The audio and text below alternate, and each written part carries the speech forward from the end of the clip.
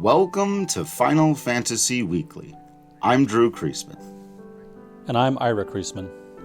And on this episode, we're going to discuss one of the most intriguing scenes and plot devices in the history of the Final Fantasy series, the incident at Nibelheim, and its surrounding events. But surely we will have to focus a great deal on this famous moment from this game, partly because it is a story within a story that is told and retold and understood from varying character perspectives.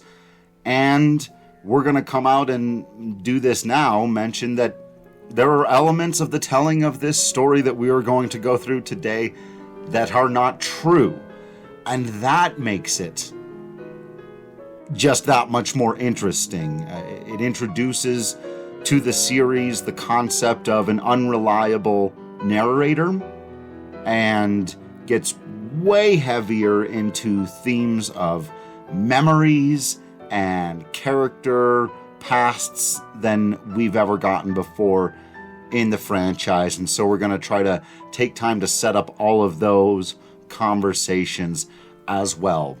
But when last we left our heroes, yeah, they were still they were at the end of a broken off highway, and Midgar deciding to leave the city to go out and find Sephiroth and discover the larger plot at play after he had murdered President Shinra, left our team of Cloud, Tifa, Barrett, Aerith, and newcomer Red 13, wondering just what to do next.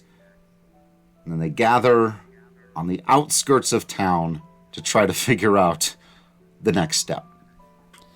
Yeah. So all this big stuff just happened. And the question now is, well, what do we do next? And two, why is all of this important? So they decide they're split up and they're going to meet at the town of Kalm, which is not all that far from the giant city of Midgar. I do want to mention a few things. One, we are now open world, right? So this whole time we've been in this giant city and we haven't seen a world map. Well, now we are out of that city and we're finally on the world map, which means random battles, which I guess did happen in the dungeons and stuff in Midgar. But it's such an interesting. This is such a flip of the trope for Final Fantasy, because typically you either start out on the world map or you quickly find your way to the world map. This is the first time it's taken so long to get outside of town. Right. And I think it really, lends a lot of weight to the opener and sets like this real emotional center for the story and for those characters that I named a moment ago. But I think it's also an extraordinary way of, I do think that especially future Final Fantasy games tend to lag in the middle. Maybe all of them other than 6 and I would argue 7. I think 10 does a pretty good job of not lagging in the middle. I think long epic stories in general tend to lag in the middle. And Final Fantasy VII has this extraordinary way of continuing to present the player, the viewer, the reader with more questions. And so we had this super interesting, almost actually it will be a standalone story about this city and its inhabitants and the problems and the corporation and the battle for the planet. And now we're presented with this other huge question. So now what happens? Who is this man? What is it Cloud is about to tell us? because he's hinted that he knows more, and that's part of the... We're going to regroup at Kalm, spelled with a K. Even the name of the town, the calm before the storm, this is a very foreboding moment, and as classic as so many of the things that happened in Midgar are, the scene we're going to talk about in depth today is one of the most famous. I mean, there's a standalone anime called The Last Order all about it. It's amazing how they managed to keep giving you these events that push the plot forward, yes, but also continue to ask the viewer questions. There are a few things I want to mention before we get to Kalm. You can go straight there, but you can also sort of deviate a bit and make your way out to the Chocobo Ranch. It is worth noting that the further you get from Midgar, the brighter the sun gets, which I think is one, metaphorical in that, because Midgar is sucking all the life from the planet. The further you get from it, the more, well, for one thing, the more grass there is, which I think is not meant to be metaphorical. But also, like, there's probably pollution and stuff in the air, so the further away you get, the more light can come through. But also just like that oppressive shadow cast by this giant city eases a bit as you get out into the bigger world. Yeah. You can get out to the Chocobo Ranch. Actually, I think they call it the Chocobo Farm. Billy's Chocobo Farm, which is a little bit out of your way, but I want to mention it first because if you go there and you talk to one of the Chocobos, all the Chocobos will do this funky little dance, and it's sort of like this cute... Yes, they will. There's this cute music box version of the Chocobo theme, which is fun. And then you get your first summon materia. And we have not talked a whole lot about gameplay, but I think it is worth noting that you don't get your first summon until after you leave Midgar.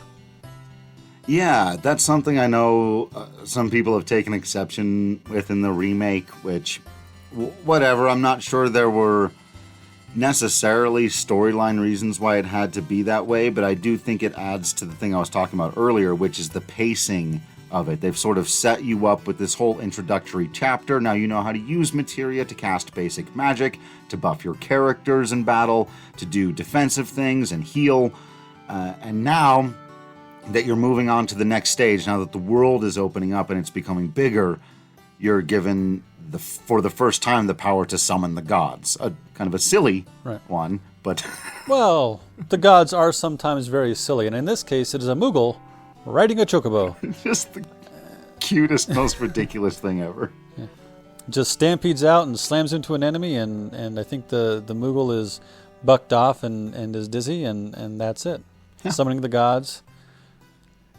Well, like you said, it can be very silly sometimes. Yes, indeed. There is a marsh just beyond the Chocobo Ranch, and in this marsh lives a giant serpent called the Midgar Zolom, which is a precursor to other Final Fantasies that will have a big dragon serpent creature named the Midgar Zormer. Midgar Sormer? Yeah. Which is a reference to the Jormungandr, and I'm sure my pronunciation's a bit off. That was close. Which is... Was it? Okay, good. Which is a giant serpent, the world serpent, and it's, the son of the gods, of some of the gods. I think a giant and Loki. Anyway, it's one of the big monsters that gets defeated by the gods at one point, and it encircles Midgar, which is the realm of humans, and it's so big that it's supposed to be able to surround the earth and swallow its own tail, which is where we get, which is similar to the Ouroboros, which is the snake swallowing its own tail, which is a symbol of eternity, and so on and so forth. The story in Norse mythology is that once it releases its tail, that's the beginning of the end. That's when Ragnarok is coming. But in Final Fantasy, it's a giant monster, a giant serpent monster that lives in the marsh. Kind of circling Midgar.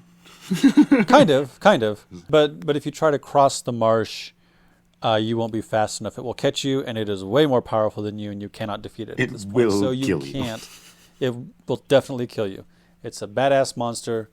Don't take no crap off on nobody. Oh, no, that's right, Cool Runnings. All right, so you got to get a chocobo to cross the marsh. Well, there are no chocobos right now, and that's just a narrative convenience so that you have to go to Kalm because that's where the next story will be told.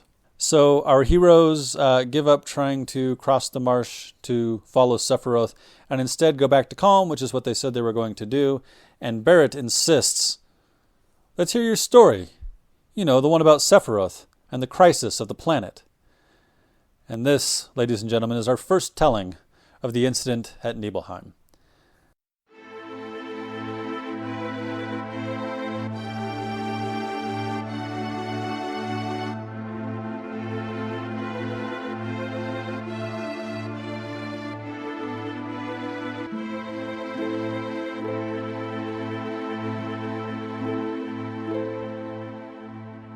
One of the things that I think could be like a little throwaway piece of dialogue, but it's interesting considering, as Barrett also says, let's hear it all. And we decisively do not hear it all.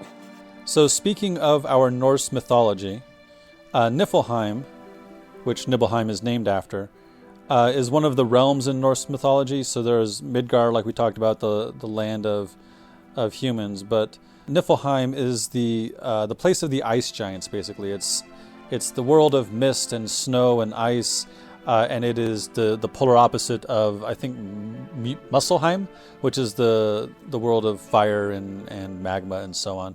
But in Final Fantasy VII, it's basically this town off in the mountains. They will even mention the cold mountain air at one point, and it's the home of a Mako reactor. And well, let's get into the story, shall we? Yeah. So it actually begins with Cloud explaining a few things, doing a little bit of a prologue, saying that he considered Sephiroth a friend, and Barrett kind of gives him a weird look. Wait. The guy who... Wait, I thought this guy was our enemy.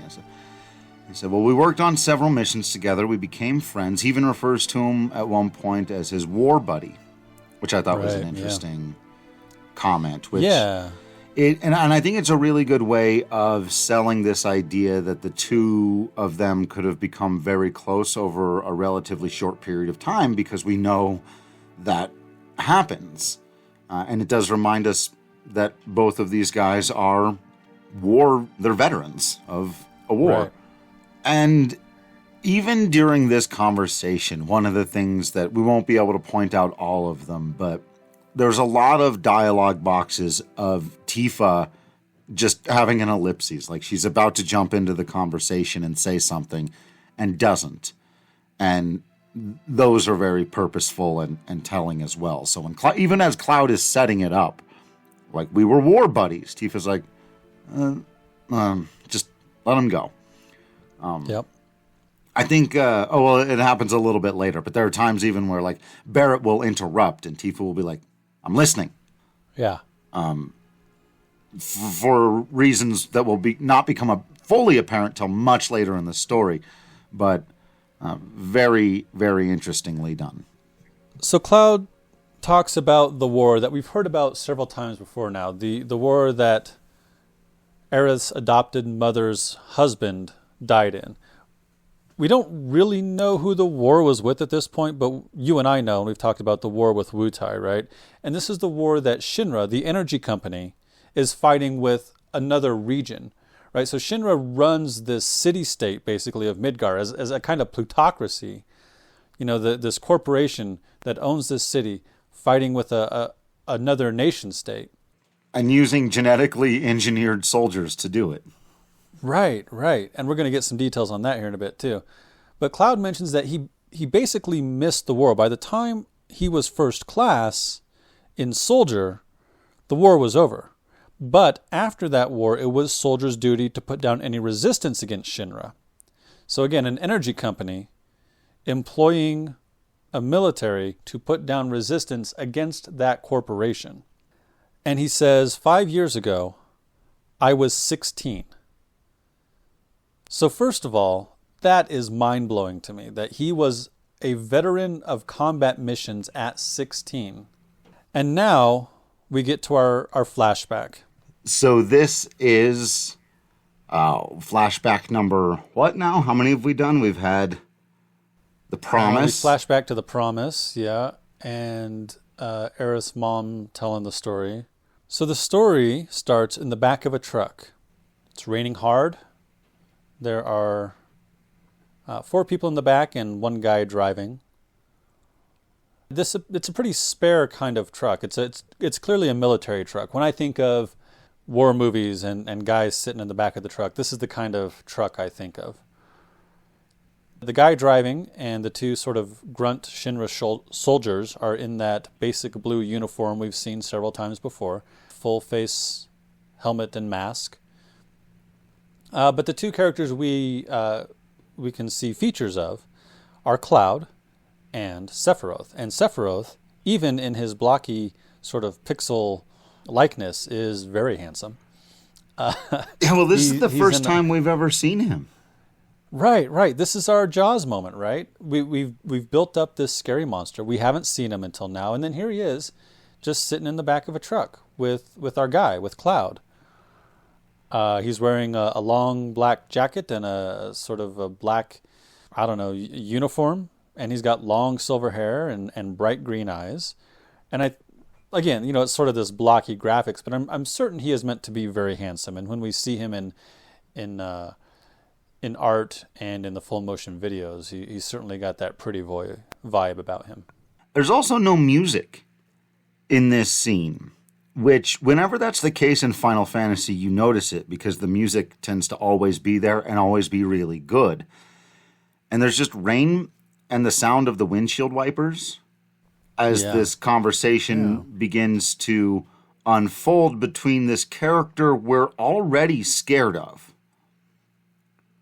but now is being like very calm and friendly and centered and focused, while Cloud is like running around the back of the truck, doing squats, talking about how awesome it is to be a soldier, like just all the fidgety energy in the world, and Sephiroth is leaning against the side of the truck. And this is the first time we've seen Cloud like this, all kind of anxious, kind of animated, kind of amped up. Right, he's been so cool in modern times. Yeah. So, and he's 16 years old, right, in this flashback, which I guess would make him 21 in modern times. One of the things he does, if you have him do it, is he can check on one of the grunts, one of the guys in blue in the full face mask. He asks, how are you doing, which is nice, right? I'm soldier first class, checking on the grunts. Thank you, Cloud. Well done. Apparently, this guy, the grunt, has been kind of sick, and Cloud's like, I wouldn't know. I've never had motion sickness, which is a weird flex, I guess, but all right. Yeah, well, yeah.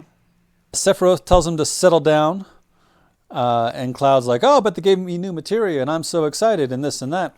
And Sephiroth's, man, you are just like a kid. And I would like to point out that Cloud is 16 years old. He is a kid. But as you pointed out earlier, he's also a veteran, not really of a war, but he's been on military missions. He's, been... People very clearly are expected to grow up much younger in this world. Right. Well, and sometimes in our world, too. For sure. Yeah. Sephiroth eventually gets to the briefing, and he says, "Our mission is to investigate an old Mako reactor. It's malfunctioning and producing brutal creatures." Yes, I love that phrase, and I worry that it is a slight mistranslation and won't be used again, ever. It's a bit awkward. It's a bit awkward because people don't talk that way, but I want to name punk metal, whatever, hard rock Final Fantasy cover band Brutal Creatures. So we got Bombs and Monitors, we got Brutal Creatures. Yeah. Those are the Lots good of band names. Yeah, Brutal Creatures, man. So he says, we are to dispose of the creatures, locate the problem, and neutralize it. And then he says, and all of this is at the Mako reactor at Nibelheim. And Cloud says, that's where I'm from. And before we can jump too deep into that, the truck slams to a halt or maybe hits something, and our heroes jump outside, and there's this giant green dragon there. And we don't get the usual battle music. We get this sort of quiet music of deep notes. And during this battle with the dragon, again, there's like not really music. There's just this kind of persistent heartbeat noise that we've heard before during the scene when Jenova was taken from her cell and we had to follow the trail of blood up to the Shinra boardroom. But it's also setting us up. This is a precursor to the break later. A piece of music we haven't heard fully actually exists underneath it. We just won't hear the full thing until we get to the climax of this story. So through gameplay, we get a very clear picture of how badass Sephiroth is. Because you can control Cloud, but Sephiroth is controlled automatically. And he deals like thousands of points of damage with a single attack. And I want to take a moment to compare swords, which I feel like could be a metaphor. Sure. But we haven't even really talked about Cloud's sword yet. The Buster Sword, the iconic weapon of Cloud Strife, is a giant blade. It is wide, it is thick, it's shaped kind of like a cleaver, and nobody in real life would be able to wield a weapon like this. But Cloud can wield it because he is a soldier. He's a first-class soldier. He's had this training. He's had the treatment to make him superpowered. He can wield this sword and swing it around and flip it and stuff, and it's really cool. Sephiroth also has a really big sword, but rather than being a big, almost clunky piece of metal like Cloud's is, it's an extraordinarily long katana that he wields one-handed, by the way. Like, there's no way a real human being could use a weapon like this effectively. For one thing, it's just too long. Like, as a lever, it's just too long. The center of gravity would be down the blade. The fulcrum point, if you were to use it as a lever, would be way down the blade. You try to swing this at something that has any resistance, you're going to snap it off at the handle. Right. And I think that's part of the point, right? Like, these are people who can use these melee weapons effectively and in such a way that would be inconceivable for human beings. And for one thing, that's like an anime trope, right? Like using these weird, wild, impractical weapons. But at the same time, the way he uses it, the way he sort of tucks it behind his back at the end of combat is just very smooth and elegant and, again, badass. Yeah, he kind of floats around the battlefield and his slashes are they're almost graceful. And yeah, like you said, you were sold, and this point has been made in other mediums, and it's worth making again, that it is just so completely sold. We've seen the aftermath of a lot of the damage that Sephiroth can do. Like you said, we've seen, a lot of Jaws-style things, and now we're seeing it in action, and it's incredible. Like you said, if the dragon happens to attack Cloud, he'll just die. Sephiroth will just bring him right back, kill the dragon on his own. And the other thing, as you said, Cloud is supposed to be pretty amazing in his own right. If Sephiroth is that much better than this other guy who can wield an impossible weapon, it's just, we know we're being shown the mountain we must climb to eventually beat this game. That this guy is going to be real problems. So after combat, we jump to Nibelheim. Sephiroth says to Cloud, "How does it feel? It's your first time back to your hometown in a long time, right?" "I wouldn't know because I don't have a hometown. My mother, Jenova, died after giving birth to me, and my father," he sort of trails off. And it strikes me as interesting that Sephiroth is feeling a little chatty.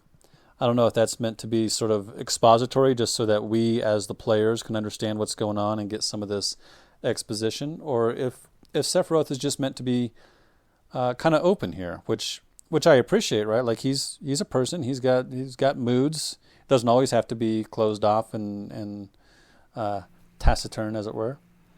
Yeah, that's one of the things that they go into more in some of the supplemental material. Not that I'm calling Crisis Core supplemental materials, right. Some of the extra stuff that came later. But yeah, I think it gives you more of a sense. One of the things they are trying to let you know here is that there was a time where we never got this sense with Kefka. Right. There's maybe a couple of references to he could have been a normal person, but as a very young person, he was experimented on and never had a chance. Where here, we're seeing a fully grown adult Sephiroth, who seems to be a pretty good guy, all things considered here. Right. Even though he's like a soldier of this weird plutocracy, and sure, he's still he's a person. He's not just a caricature. Right. Also, I wanted to note here, what I guess as well as anywhere else, as we're wondering about, how chatty was Sephiroth really, about, again, all of this gets filtered through. Cloud is telling this story, and from his perspective, and as we'll come to learn later, he's not accurately remembering the story. Something else that's really interesting, and you've sort of mentioned this a couple times, but I wanted to draw a point to it. This is an interactive flashback. So the promise and the story of how Aerith came to live with Elmira just play out how they play out. They're cutscenes. You could do that almost exactly the same in a TV show or a film. This, as Ira said, you can walk around and talk to the soldiers and hear about the motion sickness or not. And it really starts to open up here in just a minute, where you get to walk around and decide what Cloud did in his memory. Right. Yeah. It gets really layered here. So it's also worth noting that Sephiroth just mentioned that his mother is Jenova. And Barrett from Modern Times interjects and says, hey, wait a minute. Yeah. Isn't Jenova that headless floating torso thing with the eye nipple that we saw in the laboratory back at Shinra Tower? Isn't that Jenova? And I think this is where Tifa's like, shh, I'm listening. Yeah. But it's worth asking that question, right? It is. It's worth remembering, hey, we've seen Jenova. What? Right. So Cloud can sort of wander around here a little bit and interact with the Shinra grunts again. Talk about practicing the pose, right? So this is where this is how Soldier First Class stands. And the other soldier will say something like, I really don't want to be in Soldier, which is interesting. Yeah. Aerith will interject with basically talking to Tifa here, saying, so you were childhood friends and you're reuniting. Right. And Cloud says, I was surprised by Tifa. Without further context. Yeah. And then he mentions the town was quiet. Maybe they were afraid of us. I noted that line too. He says maybe they're afraid of the monsters, or maybe they're afraid of us. Yeah. Right. So Sephiroth, man in charge. We leave for the reactor at dawn. You may visit your friends and family. Yeah. Oh, thanks, dude. Yeah. And this is where the interactive memory really gets going, right? Because you can sort of wander around town. The two houses of most interest to me are Tifa's house and Cloud's house. Sure. So if you go into Tifa's house, Tifa will interject from Modern Times into the memory and say, did you go in my house? And you can say yes or no. And if you say no, you can't go in the house, right? But if you want to wander around Tifa's house, you have to admit, yeah, I went into your house. And then it's, did you go in my room? Did you read that letter? And again, like this makes me squirmy. Like I am uncomfortable with some of this. Well, yeah. Like, you're admitting to invading this woman's privacy. The other thing is, as you've mentioned before, and we've sort of drawn the analogy to Shadow of the Colossus, you could choose not to. Right. But you won't learn as much about this story, and it's sort of a comment on some of the JRPG tropes that we kind of make fun of, about how, well, you do just go into other people's houses and into their rooms and read their stuff. That's what you do. Right. Well, and the reason Tifa's asking is because she's not there. We haven't met Tifa yet back in Nibelheim. So the letter is mostly just a little bit of background about Tifa going to Midgar. She doesn't have a job yet, and she's trying to assure her parents that everything's fine. There's also a piano that you can play, which reminds me of Final Fantasy V and playing all the pianos. Yeah.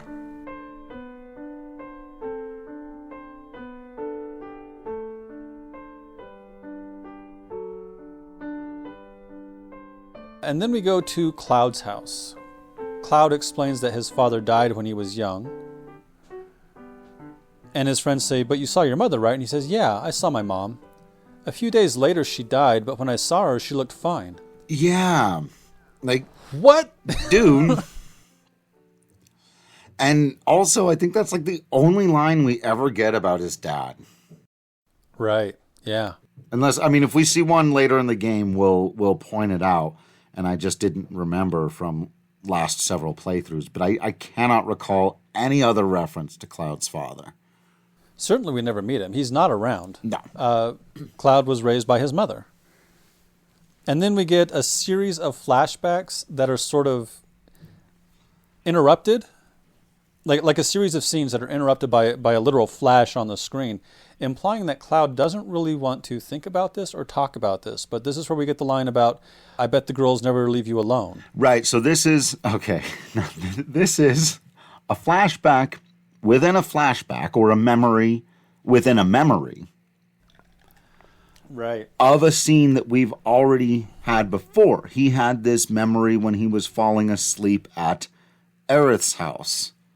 Right, about how the girls won't leave him alone or not, and his ambiguous answer. And you're right, now there's this added layer to it. It seems very obvious that this is something a memory he's trying not to have, which is interesting because he's having it inside of another memory. And eventually he says, let's stop this. This is I don't want to talk about this. That line hits me, dude. Like, that line really gave me shivers going back through this. And it has several times before. It's a very simple line, but when he says, let's stop this, it's just so clear how much pain he's feeling thinking about his mother. We can also meet a character named Zangan. Zangan is a martial arts master. He wears a long red cape and has a ponytail, and he can jump around, and he kind of shows off. But he says, I travel around the world teaching children martial arts. And there's a very talented young woman in this town, and he's referring to Tifa, of course. So Zangan is where Tifa got her start in martial arts, which is fun. I also choose to believe that Zangan and Duncan are interdimensional Final Fantasy VI brothers. Yeah. That's great. I like that a lot. Which would make Tifa and Sabin peers of the same school of martial arts. Excellent. I want to see Tifa learn fire dance, and I want to see Sabin learn dolphin kick. Yes. All right. So eventually, the next morning comes. Sephiroth says, I have hired a guide to the Mako reactor.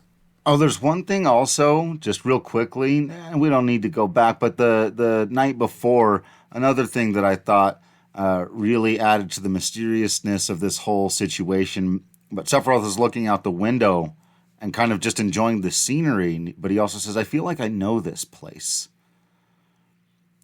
Which just kind of adds to all of the weirdness that's going on here. The guide Sephiroth has hired is indeed Tifa Lockhart. It is worth noting that Tifa is in her cowgirl outfit.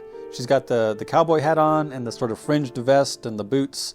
Definitely not the outfit we are used to seeing her in. But we have seen the outfit before through a brilliant little bit of flashbacks when we were getting just not full flashback scenes. The second time we were in a reactor and Cloud freaked out, we saw a little bit of her in this outfit getting slashed. Cloud objects. He says it is way too dangerous. Sephiroth says there's no problem if you protect her. Which, dude, not cool. Yeah. And then there's a villager who really wants a picture of Sephiroth. And he tried to get one earlier, and Sephiroth didn't hear or ignored him and just went to the end. And Cloud's like, well, I'm here, you can get a picture of me. And dude's like, I don't take pictures of nobodies. Yeah, I know. What a jerk. But our villager friend here, he works up the courage. He asks Sephiroth for a picture. Eventually, Sephiroth decides to grant the request, and he, Cloud, and Tifa pose for a picture. So a couple of hometown heroes and the great war hero Sephiroth and I'm sure nothing about that picture will come back to haunt us at all. It's one of those things that the first time you see it, you're just like, well, that's kind of interesting or whatever, kind of fun, and you think nothing of it, and then every subsequent playthrough, it gives you shivers when they get together and take that picture. I also wanted to note, and we could have talked about it later, but that it's an interesting plot point that could only be done through the technology that they now have available. No other Final Fantasy could have had a photograph play an important role, and they would later in games too, including, of course, and most especially in Final Fantasy 15. But yeah, making good use of the fact that we're now in an era that has things like photography. And just sort of in general, in real life, photographs are memories, right? They're snapshots in time, quite literally, right? That it is a way for us to remember things that have happened in a very, this is what this particular moment was. Right. That memory often does not capture. Memories are, just my memory is not always accurate. I know that. That's why I take notes about things. That's why I update my resume. That's why I take pictures, right? And so that in a flashback, in a game so tied into its characters' memories, that we're going to have this photograph is particularly interesting. Yeah.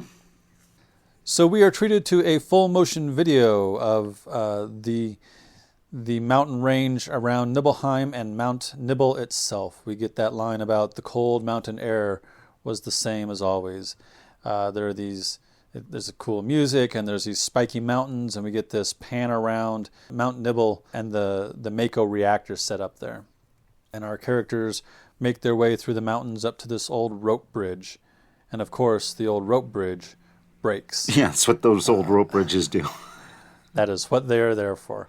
And it drops our heroes onto a pathway down the mountain.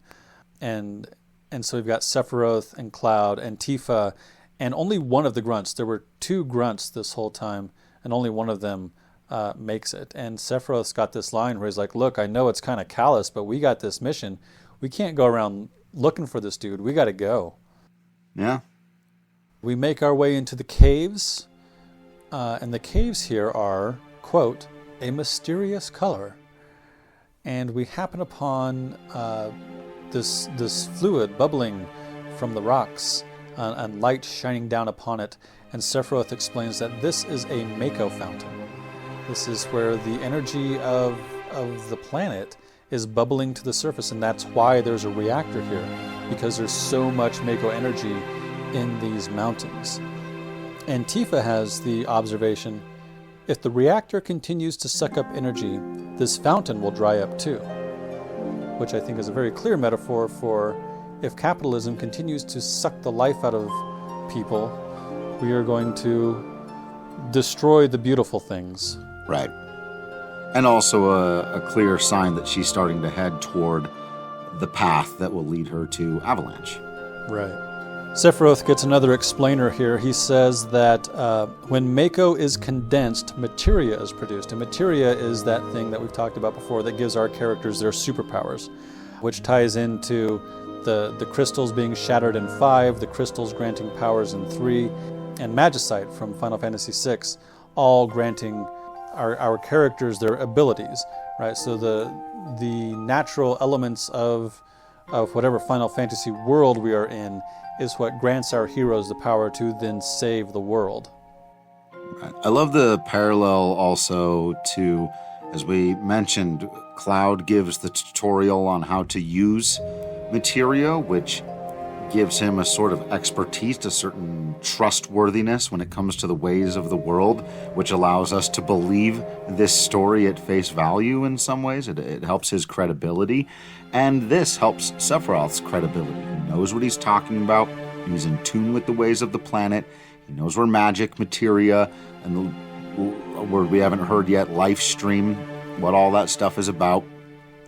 And so I love that these two things, literally him explaining where materia comes from, parallels Cloud's explanation of how to use it from earlier in the game.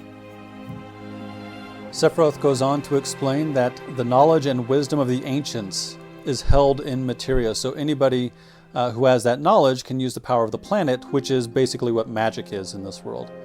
And then he laughs, and we're about to be introduced to another character through, not through meeting them, but through conversation. He says, "A man once told me not to use unscientific terms like magic. Hojo was an inexperienced man assigned to take over for a great scientist." So Sephiroth has been taught not to use unscientific terms like magic or mysterious power. And then he has this aside where he's dismissive of Hojo, that creepy, greasy dude we met in the Shinra boardroom last episode. But he holds this other person, this great scientist, in great esteem. They get through the caves of the mountains up to the reactor, and Cloud gets the moment of being able to tell a woman, "Tifa, you wait here, it's too dangerous." Yeah, he hasn't learned his lesson yet with this in the future with Aerith, like he will. Right. Well, and to be fair, she's just 16, but so is he. Yeah. Oh, and she's not yet trained. Right. He is... doesn't have the same experience. Yeah. He's got the combat experience. Sephiroth has a different take on it. He says only authorized personnel are allowed in. There are a bunch of Shinra secrets here. And the remaining grunt he assigns to keep an eye on her. Right. We go into the reactor, and we make our way. It's kind of this weird thing where, like, you have to walk on the pipes. Like, why don't we just go into the reactor and, like, go into the main entrance where there's this walkway? But you got to go on the pipes and climb down a chain. Maybe because it's defective, because the whole reactor is defective. Right.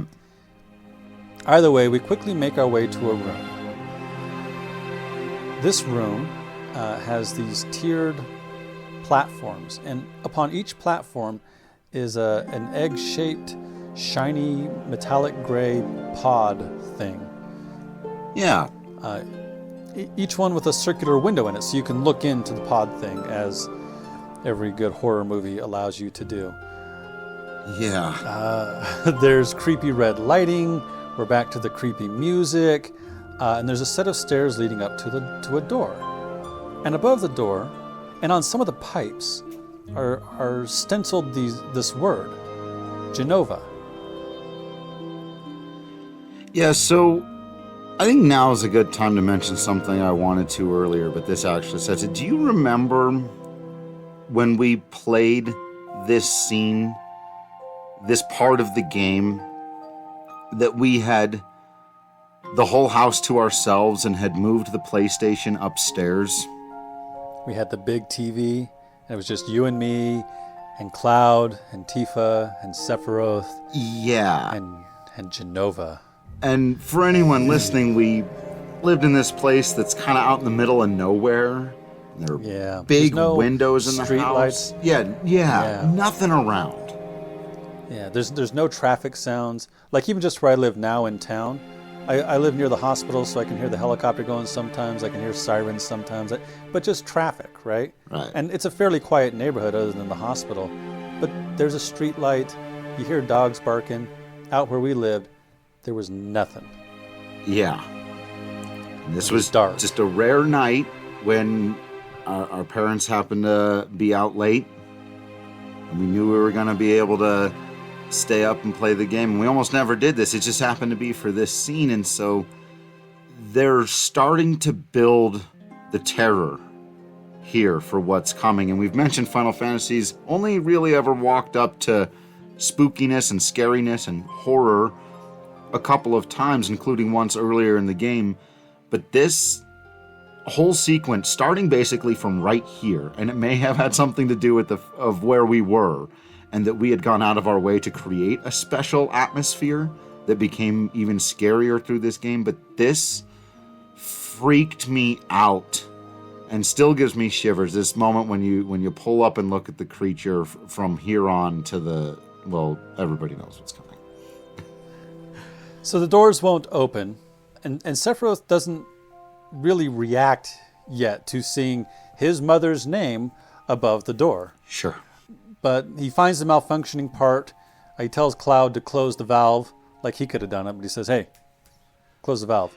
Yeah.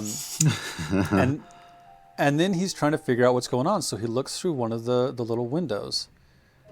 And he has a pretty subdued reaction. He says, Hojo, doing this won't put you on the same level as Professor Gast.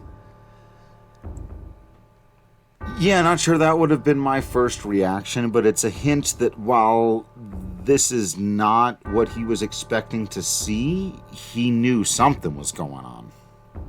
Right. So he says this is a system that condenses and freezes Mako energy, which, when working correctly, Mako becomes materia under these conditions. But Hojo puts something else in here, and then he invites Cloud to look in. And this, like the mist clear, you get in and the window's all foggy and it's misty in there, and then it sort of clears. And you get this wild image of a dude with tentacles coming off his head and maybe scales, and it's a monster. They're making monsters in here. Shinra and Hojo are making monsters in a Mako reactor. That thing freaked me out, dude. Creepy. Yeah. Yeah. It's still creepy, like the original. I'm very curious whenever they do the remake part of this, but just that still image floating there. Look, Yeah.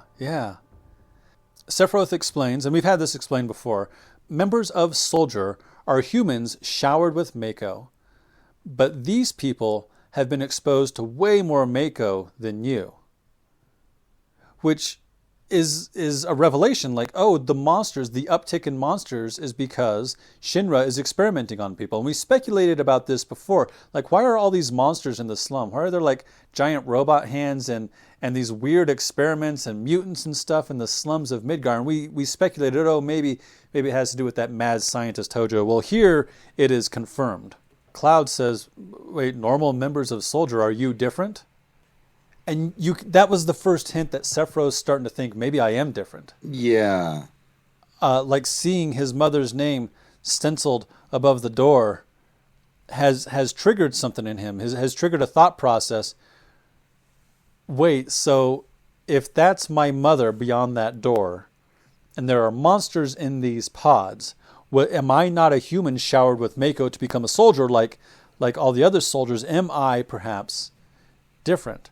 Was I created this way too? And then dude draws his sword, and so that, me saying, oh, that's kind of odd, he had this subdued reaction. Well, it's not subdued anymore. Nah. He starts slashing the pods, and Cloud backs up like, oh, okay, maybe I need to give this man give him his space. And Sephiroth says the thing that all heroes of all stories say.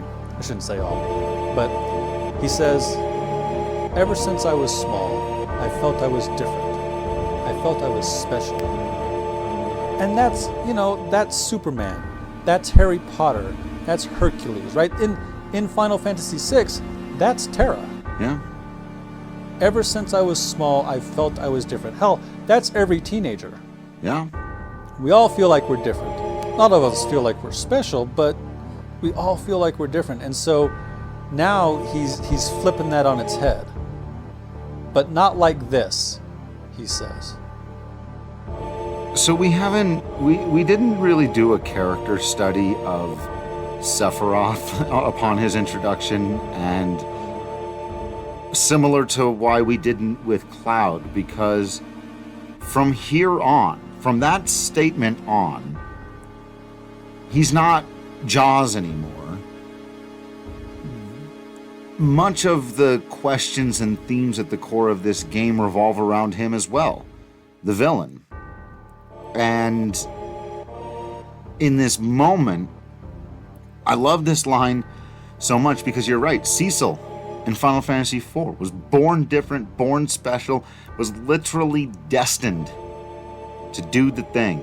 Tidus was trapped by his destiny, but destined to do the thing. And heartbreakingly, I say it for me anyway, and people can go a lot of heartbreakingly, Sephiroth reaches the conclusion, it seems here, that his destiny is to be this abomination, is that he was meant for this other thing, and he seems to fight it here for a moment, or maybe in fighting it, he becomes it. But yeah, you see that he was just right there on the edge, Maybe he could have been the greatest hero of all time. But he was so close. And he was, yeah. That this happens to him, that he comes to the realization and responds to it the way he does, is tragic.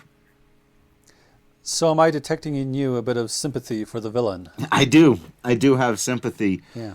for this villain, and that's something we'll be able to continue to talk about, because most of the Final Fantasy villains you don't. I don't know if most, but certainly to this point in the series. Right. Golbez, I do. Kefka, not so much. Right. Yeah. So I think it is. I think the Cecil and Terra parallel are interesting, right? Because he asks, "Am I human?" And Cecil and Terra literally aren't, right? They're half Esper, half human, or half Lunarian, half human. But just because someone has suffered a trauma like this doesn't necessarily mean, and we've talked about this before, like suffering trauma is not an excuse for becoming a supervillain. It might be understandable, it might be sympathetic, but he's still about to make some seriously messed up choices. Right. I think 95 times out of 100, if not 99, I'm honestly not sure I've ever seen a piece of art that truly excuses the actions of a supervillain because of a trauma. I think it can be an overused trope and sometimes lazily done, which can maybe make it seem that way. But I do think that the comment at the core of it is almost always what you said. Here are the bad decisions that this person made. And I actually think your analogy earlier about being a teenager is a perfect one, because both Cloud and Sephiroth are like, and in this particular instance, maybe exactly like, lost teenagers who aren't sure if the world around them is what they thought it was, if they are who they thought they were. Maybe they're a totally different person than they thought they've been their whole life. And that's a scary thing to find out about yourself when you're young. Like, I might not be who I thought I was. And they both wrestle with that question. That is the central question for both of them. I might not be who I thought I was. And Cloud, more than we realize. Right. And Sephiroth appears to have been deliberately lied to, which we're about to get to. Right. And that pisses off everybody. Right. But I think there's a great message, a really powerful message, that's one of the reasons why this game is beloved by literally millions of people, especially those of us who played it at or around our teenage years, about self-discovery and the way to do it that becomes totally destructive to yourself and the people around you, the Sephiroth path, and the way that hurts like hell and will hurt the people around you to some degree, but they'll be there for you, the Cloud path of being insecure and not knowing who you are and what you're really about, but allowing yourself to work through it rather than explode in anger at the world who lied to you, as justified as you may be in that anger. Right. And it's not like Cloud isn't angry necessarily, but like you said, he works through it. He allows his friends to help him, and he allows himself to figure things out. Right. So we get another interruption here, and I kind of dig this because the game says, do you want to pause and save the game? Like, the game is saying, we know we've thrown a lot of exposition at you. Do you want to take Why a don't minute? you get a drink of coffee, go to the bathroom, get your blanket because it's dark outside and you and your brother are scared. Right. And then we jump back in, and Aerith says, Tifa, you were waiting outside? And Tifa responds first with an ellipsis. And then, yes. Yeah. This is so damn good. Have we mentioned, by the way, how exquisitely executed? Like, this is extraordinary storytelling. Sorry, continue. So Cloud says we went back to Nibelheim, and Sephiroth confined himself to the inn. He didn't talk to me. And then he just disappeared. And eventually we found him in the biggest building in Nibelheim. And Tifa interjects. She says, the villagers used to call it the Shinra Mansion because executives from Shinra would come by to check on the reactor, and they would stay there, and maybe there was a whole family of people who were close to Shinra who lived there. And eventually Cloud and that same grunt we've been talking with every once in a while, they go to Shinra Mansion. And this is a spooky, grand, run-down building. It's obviously, at one point, was a really impressive house. I guess Shinra executives don't come by very much anymore, though, because there's water stains on the wall, and it's got the whole haunted mansion thing going on. Yeah, it looks like it was designed by Tim Burton, for sure. Yeah. And the grunt, at one point, will say, I haven't seen Sephiroth in a while, but he went into that room, and then, like, you find these very obvious secret stairwell. Yeah. You go down the stairwell into these purple caves, and we get into a library. There are a bunch of bookcases and stacks of books, and there's some glowy science things going on in here. Yeah, glowy science things. Yeah. And the camera angles are just a little off. Yeah. Like in this room, we're about to get all this exposition, and we're about to see Sephiroth break. Nothing is quite at a right angle, which I'm sure was intentional. Yes. Sephiroth, who I'm pretty sure is talking to himself, Cloud just happens to be there, has been reading all of these books, and he says, an apparently dead organism found in a 2,000-year-old geological strata. Professor Gast named it Jenova. Okay. And then we start getting, it will say like year X, month X, day X. I think we're just meant to understand that on this date, like we're reading journal entries, right? Yeah. So he says, Jenova confirmed to be an ancient. An ancient, we've heard of ancients before. Aerith's mother was an ancient, right? So these are the people, this was that ancient civilization, and apparently they had something to do with the planet and can talk to the planet. But we saw Aerith's mother in a flashback, and she looked a lot like a human. And Aerith looks a lot like a human. And Jenova is a headless torso with an eyeball on her nipple. We should also mention that Sephiroth and Aerith have very similar looking hair. And yes, they do. I've found out in subsequent materials that at one point in development there was consideration of having the two of them be brother and sister and both be actual ancients. So there's a bit of a disconnect there, right? But we've seen mutated humans just recently, so sure, why not?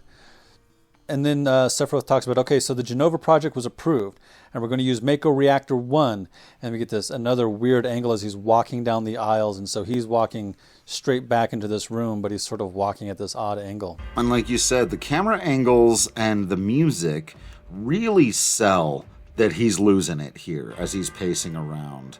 And that's one of those things about the cinematic nature of Final Fantasy VII. What made it so successful is we couldn't do these kinds of camera angles before, and nobody was doing them before this in video games. It kind of reminds me of that GameCube game, Eternal Darkness, where as the characters slowly start to lose their sanity, the camera angles get a little off, or it gets a little wobbly. Yeah. So Sephiroth says the thing we're all thinking. My mother's name is Jenova. The Jenova project. Is this a coincidence? Professor Gast, why didn't you tell me? Why did you die? And then Cloud can walk up to him and try to talk to him, and he'll say, please, let me be alone. So Cloud explains. It's almost a voiceover as Sephiroth continues to read obsessively. He didn't come out of the mansion. We get sort of that one of those flashes to indicate more time has passed. And it looks like Cloud's been sleeping in the mansion because he's in the bedroom upstairs. And the grunt says to Cloud, Sephiroth seems different. And you go back down into the library and Sephiroth is laughing, which is never a good sign. This is Villain 101. And he sees Cloud and he says, who is it? Ah, the traitor. Cloud says, traitor? And so we're about to get a long block of exposition from Sephiroth here. He explains, the planet originally belonged to the Ketra. They were an itinerant race. They would migrate in, settle on a planet, then move on. Now, there's a bit of a translation issue here because I originally thought that meant that they were aliens, that they came into this planet and settled it. But there's an issue with planet versus land. So even though I originally thought the Ketra were, I thought, oh, does that mean they're aliens? There will be lines from Aerith later that will explain that they moved around continent to continent and sort of would bring life into that continent because they could talk to the planet, right? Right. And at the end of their journey, Sephiroth says, it was said they would find the Promised Land. Again, what is this Promised Land? Does it exist? We don't know. Is it a metaphor? Shinra seems to think it's a literal place where they can suck more energy out. But Sephiroth says they would find the Promised Land and supreme happiness. But there were many of the Ketra who disliked journeying. They stopped their migrations, they built shelters, and they elected to lead an easier life. They took that which the Ketra and the planet gave without giving back one whit in return.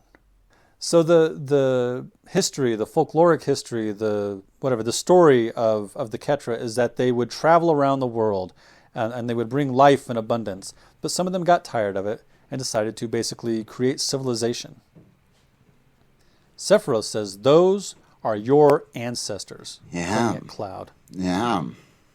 So there was this ancient civilization, and the people who decided to stop the migration and to create cities, they lost that connection to the planet, and they, Sephiroth says, are traitors. That's an interesting argument. Isn't it, though? Yeah. And it flips, as we've talked about almost always in Final Fantasy, but not always, the people who are on the side of nature is good and technology is dangerous and your cities and your pollution. So far in this game, that has been right there at the crux of the whole thing. But now, this guy's going to take it to this extraordinary extreme. Right. So as if his mother was an ancient, then that means he's an ancient, and therefore I am of the ancients and of the planet, and you humans are of technology, aren't of the planet, and you are traitors. Yeah, that's an interesting flip of that trope, right? Right, like you've got to go because you're not treating the planet properly, rather than, hey, we could all do a little bit better of a job, or hey, there's more than one way to live. Right. Those could have been some interesting conclusions to reach, but it's kind of the Poison Ivy ethos, right? The Batman villain. Right. Like, I don't see her as much of a villain anymore. Like when I was a kid, oh, she's scary, she's a villain. Now I'm like, no, she's kind of right. But this is taking it that extra step. Yeah. He says, long ago, disaster struck the planet. Your ancestors survived because they hid. The planet was saved by sacrificing the Ketra. Afterward, your ancestors multiplied. All that's left of the Ketra is in these reports. I am what was produced. And then he says, I'm going to see my mother. And yeah, and that is the point of no return. He is snapped. Yeah, and totally self-righteous too, right? Like, my mother, Jenova, an ancient, was experimented on to create me. Therefore, I'm the heir to the ancients. And therefore, everything I'm about to do is totally justified, right?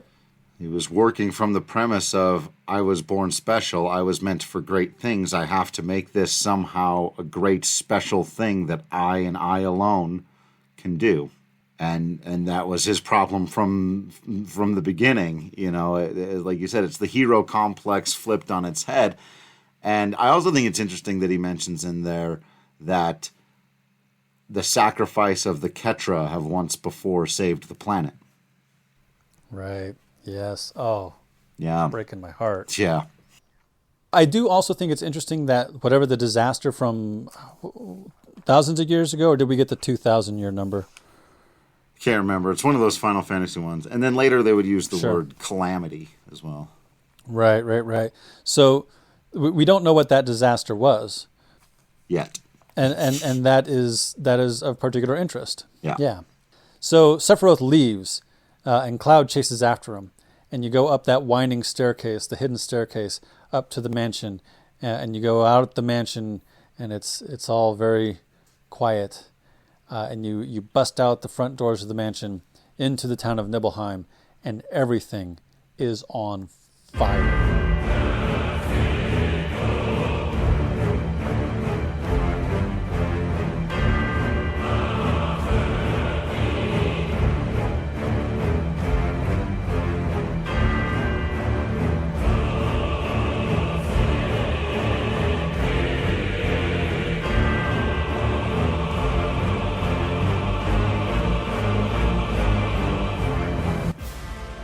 Yeah, we've gone full horror show now. This is messed up. Yeah, the whole town is on fire. The whole town. No wonder they were hiding, because they were afraid of us. Yeah. We do get a hero, Zangan. The martial artist with the red cape is jumping into houses and saving people, which is so cool. Love that dude. He doesn't get a lot of screen time, but I like him. Yeah. Yeah, I totally agree. As Cloud, you can run around, again, interactive memory, and try to save people. He goes into a house and just comes back out a moment later, shaking his head. There's not really a mention of it, but Cloud's house is on fire. He said she died a few days later, right? Yeah. This is that death, I assume. Yeah. But again, he doesn't want to talk about it. He doesn't mention it in this memory. No. And Barrett said, let's hear it all. And then we get this iconic shot of Sephiroth. This is like the iconic shot of Sephiroth. Yeah. First, we see him like cutting down townspeople. Like, what in the hell are you doing? Just cutting people down with that big sword. We've seen this guy slay a 3-story tall dragon in the middle of the street, and now there's just these people in town who don't know what else to do, trying to get him to stop. He probably doesn't even see them. He's cutting through them like it's nothing. And then we get that cutscene. That cutscene. Sephiroth is sort of looking at us. He's got his face tilted down a bit, and he's looking up at us with his bright green Mako eyes, and his silver hair looking all gorgeous, and the flames in the background. Stared right through our television and right into our living room and right into our souls.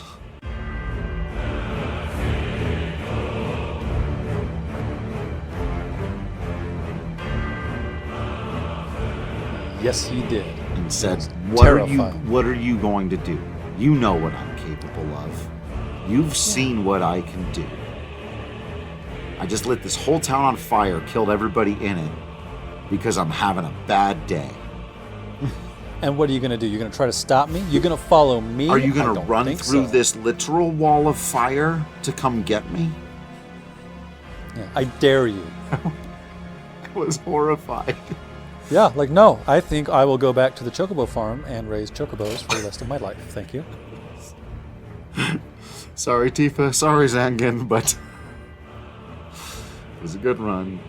But we are the heroes of a JRPG. So we do, as Sephiroth walks through the flames, our heroes do follow, and we cut to the reactor.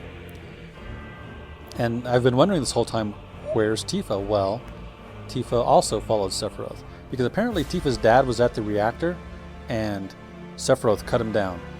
And now Tifa's there, and she's got his sword. And this is where she says that Shinra, Mako, Sephiroth, Soldier, I hate them all. Yeah. And we're in that room with the pods and the tiered platforms and the stairs going up at what has to be an OSHA regulation. This is very steep. Just waiting to happen. Yeah. And she runs up at Sephiroth, who's standing at the door to Jenova's chamber, and she tries to get revenge for her father, and he just overpowers her. He turns around, he grabs the sword from her, and slashes her across the chest. And we get the slow motion of her falling down, like sort of gracefully, through the air, down the stairs, and she tumbles down, and Cloud is, of course, furious. He's there at the bottom, and he sees it happen. Now, she should have a big old scar on her chest, like Squall or something. I would think so, but maybe Materia saved her. We're not sure. Yeah. But Cloud is there, and he comes to her, and she says, "You promised. Yeah. You promised you would come help if I was in trouble." You came. He's there. You came for me. So Cloud sort of carries her off to one side and puts her over there so that she's out of the way. And he goes after Sephiroth, who has gone into Jenova's chamber. And there's this, it's all shadowy, and there's a lot of like sort of cyberpunk, techno-punk stuff in the shadows and in the background is sort of framing. I think it must be decorative. It's almost a sculpture of a woman's face and wings off this bust of shoulders, mounted on a giant glass tube, and you can't see beyond into the tube. You can just see this face and shoulders and metal wings. And it's very wildly artistic, and I really dig it, but I'm not sure what the purpose of it is other than to look cool. I think that's good enough, because it doesn't just look cool. It is a striking image. And I guess the only pragmatic reason I could see is that it was hiding what's behind it. Not right. especially well, but... Right. Well, okay, so I'll just describe the next thing that happens. Sephiroth climbs up, like these giant cables, like that's the only way to get up there. He sort of walks up this ramp of cables to this machine on this tube. And he says, "Let's go to the promised land together. Mother was destined to become the ruler of this planet, but those worthless creatures are stealing the planet from her." And he grabs this machine bust thing and rips it off the big cylindrical tube. And these big cables sort of pop off the back, and oil spills from them and like spills from the mouth of this sculpture thing. And one of the wings, it is worth noting, falls off this sculpture. Very nice. Yeah. And beyond in the tube, directly paralleling the espers of Final Fantasy VI, is a blue-skinned woman with a helmet thing attached to its head. Oh, and it has its head. And certainly the right nipple still appears to be a closed eye, and only its left eye is open, and it's shining bright red. And on the helmet thing, the sort of techno helmet thing, which maybe was feeding into the bust sculpture outside. Tough to say really what's going on here with that. But on the helmet it says Jenova. So this is her. Yeah. This is the ancient. What an amazing first shot.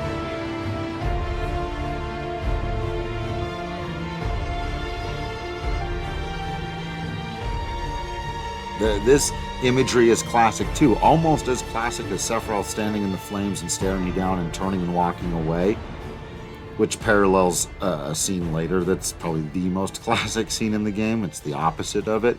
But this character, and the first reveal, we keep talking about Sephiroth as the shark in Jaws, but Jenova, we've only seen her torso and keep hearing about her in this thing, and then you see her as he rips off this weird cyber techno thing that you described, and there she is.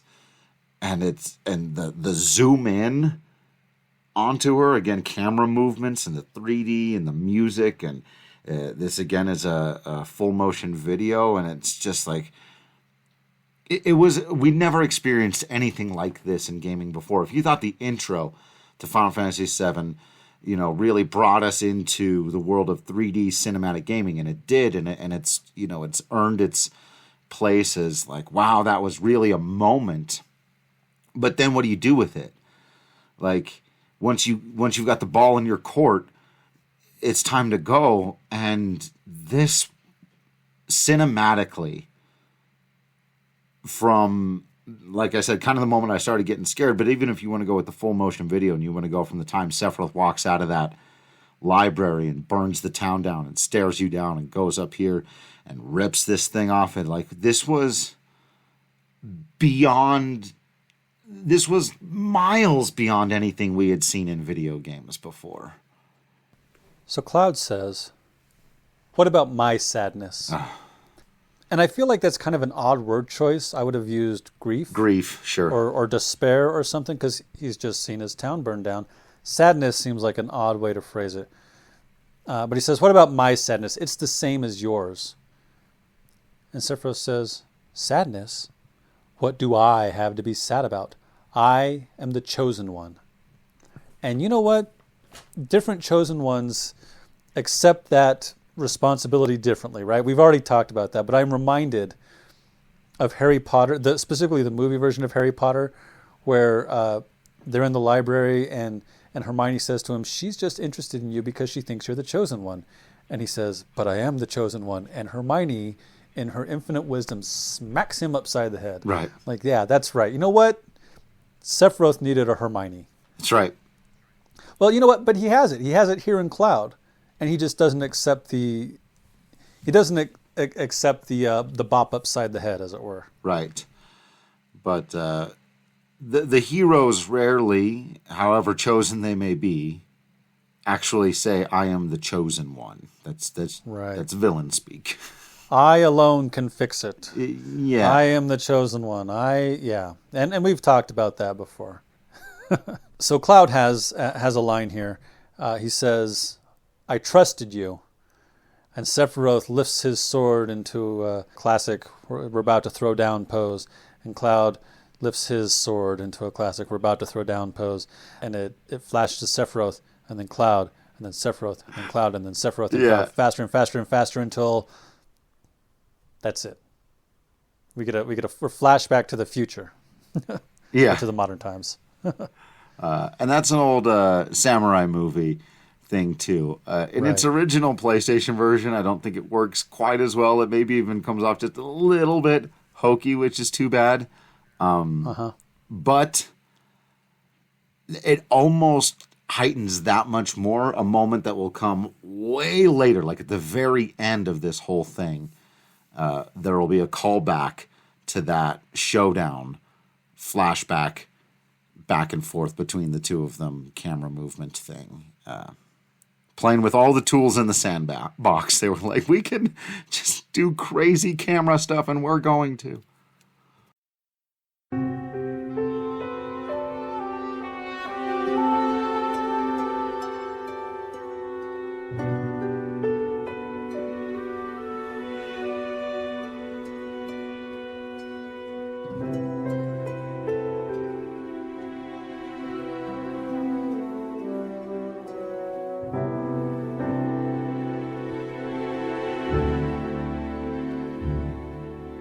And we come back to modern day.